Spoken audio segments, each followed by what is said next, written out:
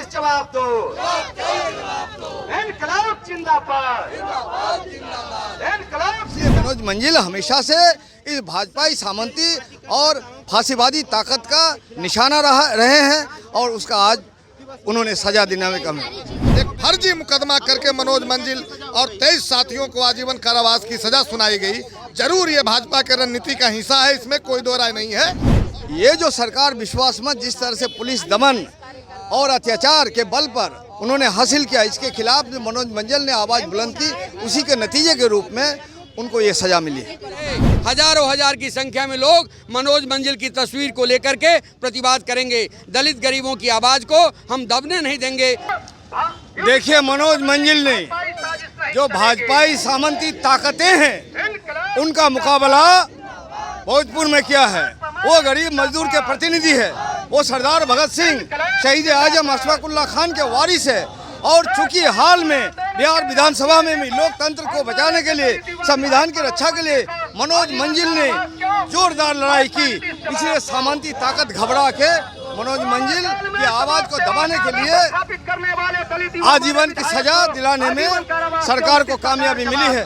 और ऐसे समय में 12 तारीख को ये सरकार जो है विश्वास मत हासिल करती है और 13 तारीख को ये सजा दिलाया जाता है, वो भी वैसे मुकदमे में जो एक काउंटर केस कहा जा सकता है।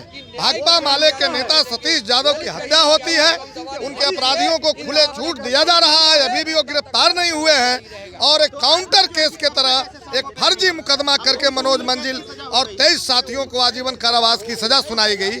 जरूर ये भाजपा के रणनीति का हिस्सा है, इसमें कोई दो राय नहीं है। और ये बिहार ने भाजपा के इस रणनीति को बार बार देखा है।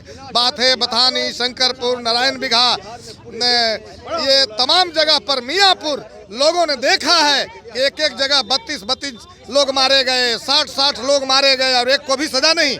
और यहाँ एक हत्या दिखा करके, फर्जी हत्या जिसका कोई सबूत अभी तक साक्ष्य नहीं है, वो दिखा करके एक हत्या में 23 लोगों को आजीवन कारावास की सजा दिया गया, जिसमें एक युवा विधायक, एक संघर्षशील विधायक, जनता के नेता मनोज मंजिल का नाम है।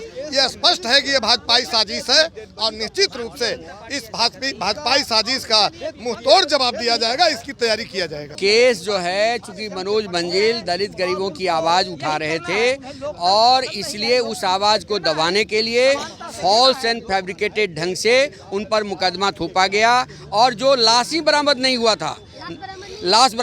था, 9 दिनों के बाद लाश लाया गया। उसका जब पोस्टमार्टम हुआ तो डॉक्टर ने कहा कि ये लाश केवल 6 दिन का है।